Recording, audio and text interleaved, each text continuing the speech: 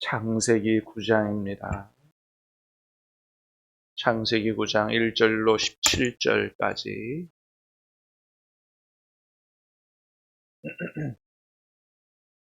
창세기 9장 1절로 17절까지입니다. 하나님이 노아와 그 아들들에게 복을 주시며 그들에게 이르시되 생육하고 번성하여 땅에 충만하라.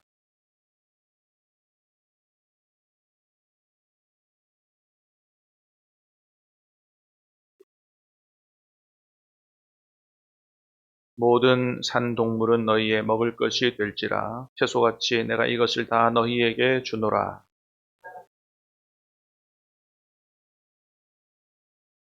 내가 반드시 너희의 피 곧 너희의 생명의 피를 찾으리니 짐승이면 그 사람에게서, 사람이나 사람의 형제면 그에게서 그의 생명을 찾으리라.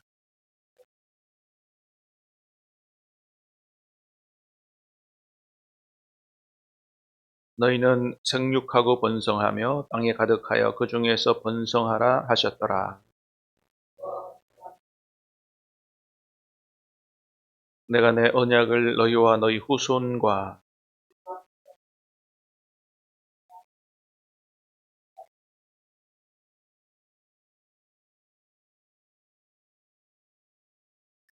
내가 너희와 언약을 세우리니 다시는 모든 생물을 홍수로 멸하지 아니할 것이라.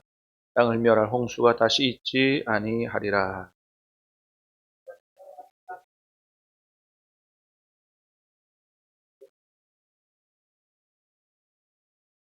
내가 내 무지개를 구름 속에 두었나니 이것이 나와 세상 사이의 언약의 증거니라. 내가 나와 너희와 및 육체를 가진 모든 생물 사이에 내 언약을 기억하리니 다시는 물이 모든 육체를 멸하는 홍수가 되지 아니할지라.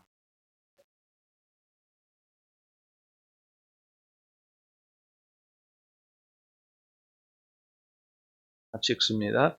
하나님이 노아에게 이르시되 내가 너 땅에 있는 모든 생물 사이에 세운 언약의 증거가 이것이라 하셨더라. 아멘. 자, 오늘 말씀은 이제 땅에 내려온 노아와 가족들이 새롭게 출발하는 시점에 하나님이 그들에게 복을 주셨다라고 하는 말씀, 그 다음에 다시는 물로 온 인류를 심판하는 그런 일을 반복하지 않겠다 하는 하나님의 약속이 오늘 말씀 가운데 담겨 있습니다. 자, 1절 말씀을 다시 보겠습니다. 1절 시작. 하나님이 노아와 그 아들들에게 복을 주시며 그들에게 이르시되 생육하고 번성하여 땅에 충만하라. 아멘. 자, 하나님이 노아와 아들들에게 뭘 주셨어요? 복을 주셨다. 여러분, 하나님은 우리에게 복 주시는 분인 줄로 믿습니다. 네. 자, 노아와 아들에게 복을 주셨어요. 어떤 복을 주셨죠? 생육하고 번성하여 땅에 충만하는 그런 복을 주셨어요. 그러니까 우리가 이 세상을 살아가면서 생육하고 번성하고 그래서 땅에 충만하게 되는 복이 누구에게로부터 오는 거예요? 하나님께로부터 오는 거예요. 여러분, 여러분의 하는 모든 일이 자녀들이 가문이 생육하고 번성해서 땅에 충만할 수 있기를 축복합니다. 네. 자, 이런 복은 생명의 근원 되시는 이 세상의 주인 되시는 하나님이 복을 주실 때 가능한 거예요. 우리가 지금 그런 복을 누리고 살아간다. 누가 주신 거라고요? 하나님이 주신 거다. 그거 내가 잘나서, 내가 일 잘해서, 내가 능력이 있어서가 아니에요. 하나님이 주신 복이다. 하나님이 복을 주셔야만 그게 가능한 거고, 그걸 받아 누린다면 누가 주신 것을 알고? 하나님이 주신 것을 알고, 하나님 앞에 감사할 수 있어야 된다라고 하는 것입니다. 자, 이렇게 생육, 번성, 충만, 이게 하나님 주신 복인데, 사실은 여러분 이 복은 창세기 1장에 보니까 아담과 하와를 지으시고 남자 여자를 씌고 처음 하나님이 주신 복이에요. 오늘 본문에서 처음 나오는 복이 아니고 1장에서 사람을 지으시고 처음 하나님이 복을 주실 때 주신 복이에요. 창세기 1장 26절부터 28절까지 있는데 특별히 28절에 보니까 거기 더 구체적으로 기록했어요. 하나님이 그들에게 복을 주시는데 어떤 복을 주셨다고 기록하냐 하면 생육하고 번성하고 땅에 충만하라. 그 다음에 또 있죠. 땅을 정복하라, 다스리라 하는 복을 주셨어요. 자, 생육, 번성, 충만만 복 주신 게 아니고 뭐라고요? 정복하고 다스리는 복을 주셨다. 대단히 중요한 겁니다. 여러분, 우리가 잘 아는 것처럼 거기서 말하는 땅을 정복하라는 얘기는 우리가 우리 힘으로 땅을 굴복시켜서 우리 마음대로 막 이렇게 한다는 얘기가 아니죠. 땅을 정복할 수 있는 복을 주셨다는 얘기는 뭐예요? 그만큼 하나님이 우리에게 어떤 권세를 주셨다. 하나님을 대리할 수 있는 권세를 주셨다. 다스린다도 마찬가지죠. 우리는 다스린다 그러면, 통치한다 그러면 하도 나쁜 왕들, 나쁜 권세자들을 많이 만나봐서 그 트라우마 때문에 그런지 모르지만 부정적인 이미지로 생각한단 말이에요. 근데 선한 왕이 다스리고 통치하면 나라가 어때요? 복을 받는 거예요. 그래서 투표가 중요한 거 아니겠어요? 그죠? 네. 정말 좋은 대통령, 정말 선한 왕이 들어서서 다스리면 온 백성이 복을 받는 거거든요. 여러분, 하나님이 다스리시고 통치할 때 우리에게 진짜 복이 임하는 줄로 믿습니다. 그래서 하나님을 왕으로 모시고 사는 게 그게 진짜 복 받는 길이다 라고 하는 거잖아요.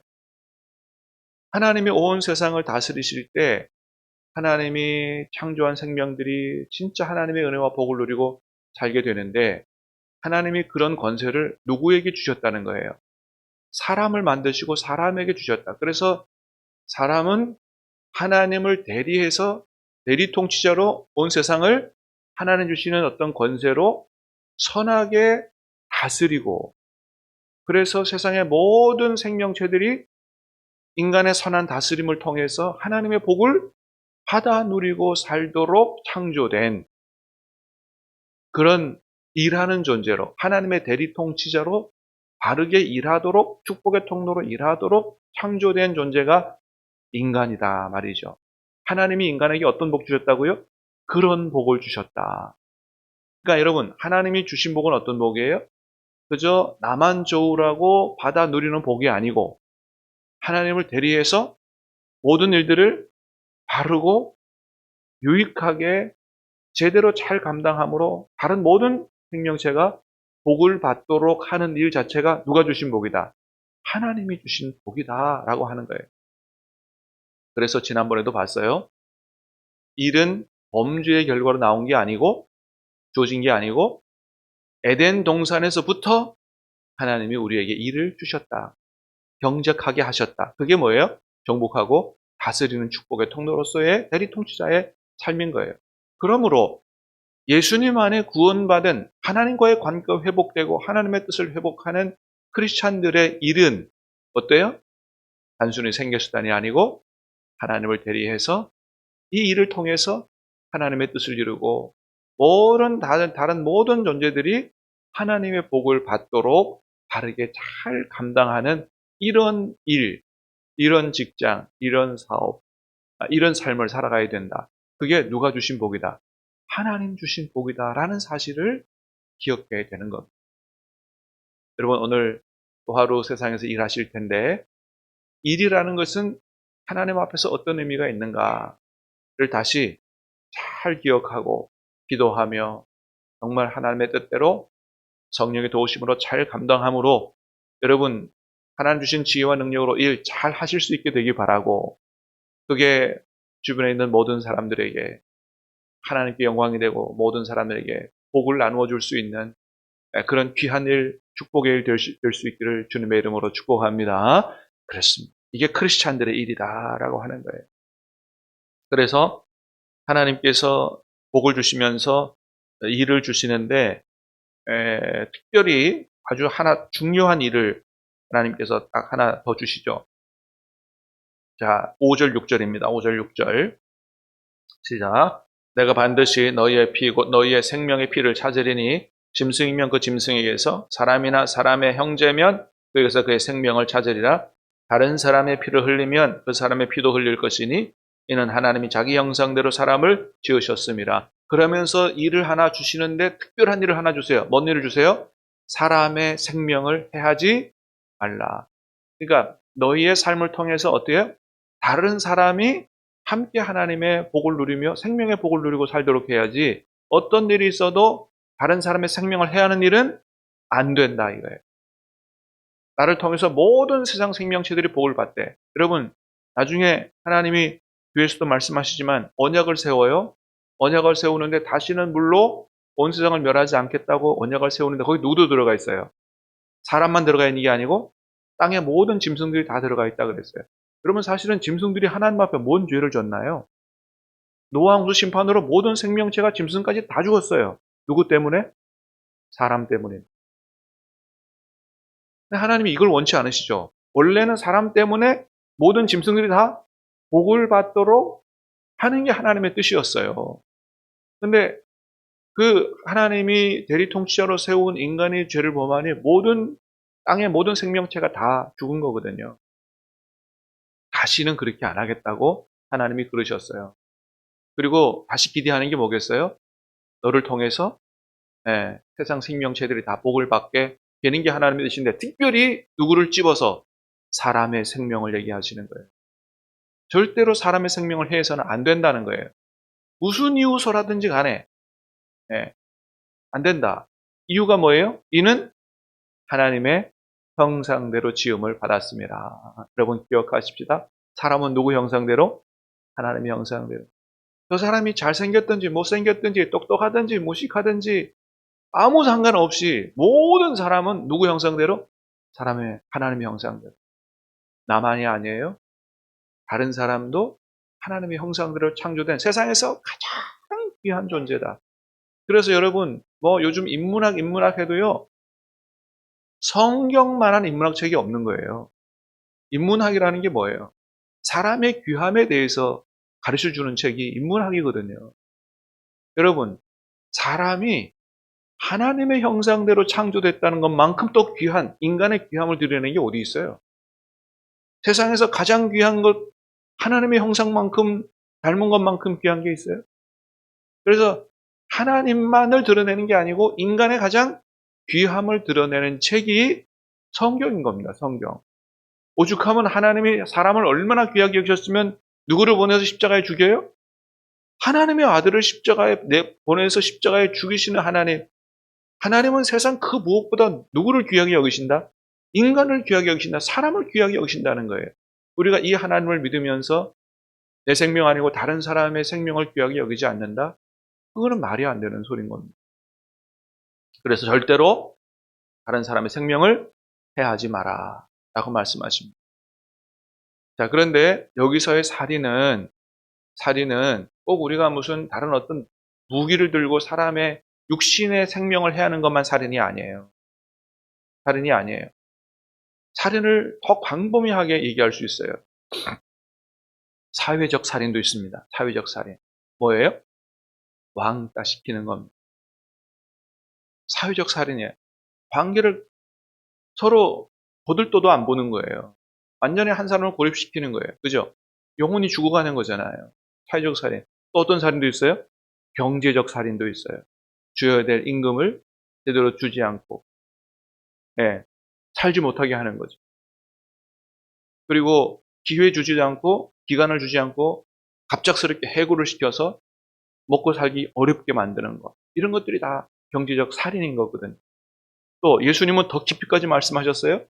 뭐까지도 살인이다? 형제를 미워하는 것까지도 살인이라고 말씀하셨어요. 그래서 형제를 미워하는 마음이 든다?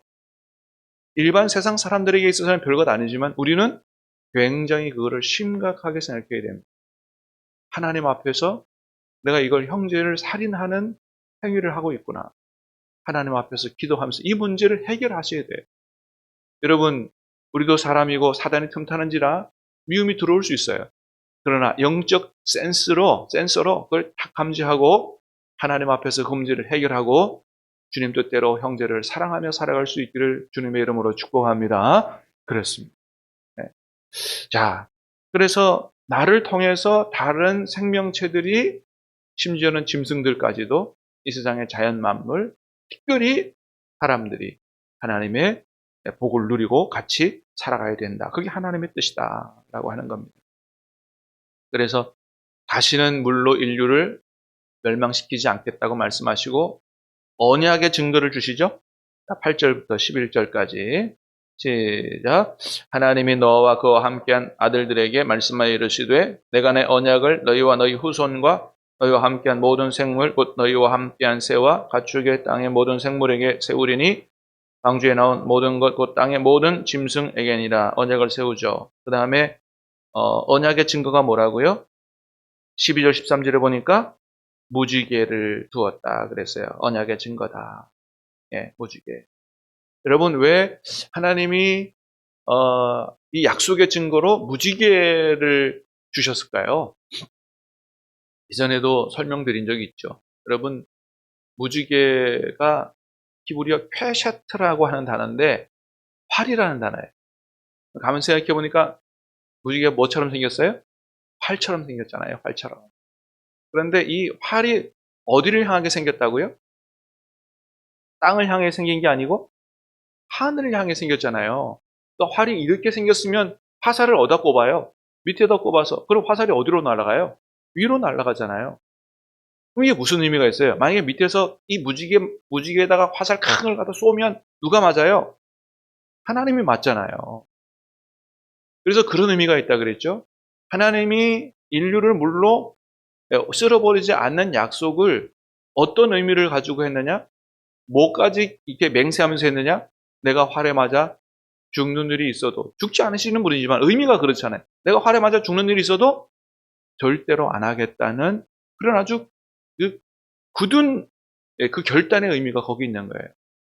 하나님이 그 인간에게 약속하실 때, 약속의 말씀을 주실 때 이런 표현을 많이 쓰세요. 내가 내 이름으로 맹세하노니, 이런 표현을 쓰세요. 사실은 그것만 해도 그건 너무나도 확실한 표현이에요. 하나님이 거짓말 못하신 하나님이 누구 이름으로? 하나님의 이름으로 맹세하시잖아요. 그것만 해도 족한데 이 인류를 그러니까 홍수로 쓸어버리지 않겠다고 하는 약속을 어떤 증거를 하시면서 단순히 이름만도 아니고 활의 증거로 그렇게 하셨다. 어떤 일이 있어도 인류 전체를 그렇게 물로 쓸어버리는 일이 없을 것이라고 하나님이 약속을 주신 거죠. 그래서 무지개를 볼 때마다 그거를 기억하게 할 수 있게 되길 바라고요. 근데 저는 또 그런 생각해요. 무지개도 이렇게 한 줄이면 되는데 빨주, 노초, 파남, 여러분 너무 예쁘잖아요, 그죠? 세상에 무지개만큼 예쁜 색깔의 이 배합이 있을까요? 야, 참 신기하다. 하나님이 이 활로 그 무지개를 만든다 그래도 그냥 한 색깔로만 해도 되는데 7가지 색깔로 했단 말이죠. 그럼 어떤 생각이 들어요? 저는 그런 생각이 들어요. 하나님의 언약을 증거를 보면서 하나님이 어떤 분인지를 생각해라. 하나님이 어떤 분이에요? 7가지 총천연색으로 우리에게 가장 아름다움을 보여주는 그렇게 아름다우신 분이 우리 하나님이시다. 하나님의 성품은 너무너무 아름다우신 분이다. 예. 여러분 하나님이 그렇게 선하시고 아름다우신 분인 줄로 믿습니다. 또 하나는 내가 이렇게 아름다운 것처럼, 내가 이렇게 성품이 아름다운 것처럼, 내 생각이 아름다운 것처럼 너희도 나를 닮아서 다 색깔이 다르지만 어때요?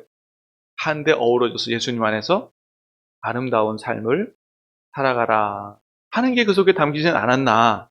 성경에 나오는 얘기는 아니지만 제 생각이 그래요. 네. 여러분 성경이 하나님의 모든 뜻 100%를 다 주신 건 아니거든요. 그걸 주시려면 하늘을 두루마리 삼고 땅을 먹물 삼아도 바다를 먹물 삼아도 다 쓸 수가 없어요. 기록되지 않았어도 성령의 감동으로 우리가 하나님의 뜻을 어느 정도 추정해 볼 수 있는데 그런 뜻이 아닌가라고 생각합니다. 사랑하는 여러분, 오늘 하루 살면서 세상에서 일하는 거 단순히 직업으로 일하는 것이 아니고 하나님이 내게 맡기신 일 바로 잘 감당해서 주변의 모든 사람들에게 유익을 끼치고 또 하나님 성품 닮아서 아름답게 살아가는 그런 하루 되시기를 주님의 이름으로 축복합니다. 기도하겠습니다. 하나님